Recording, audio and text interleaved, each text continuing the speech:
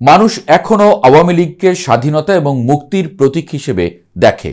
তাই তাদের অংশগ্রহণকে রুদ্ধ করে দেওয়া মানে প্রকারান্তরে ইতিহাসের একটি অংশকে অস্বীকার করা। জনমতের দর্পণে আওয়ামী লীগ নির্বাচনের অপরিহার্যতা। প্রথম আলোর এই সাম্প্রতিক জরিপ বাংলাদেশের রাজনৈতিক বাস্তবতায় এক নতুন মাত্রা যোগ করেছে। জরিপে দেখা যাচ্ছে প্রায় ২৭.৮% উত্তরদাতা কোনো শর্ত ছাড়াই আওয়ামী লীগকে নির্বাচনে দেখতে চান।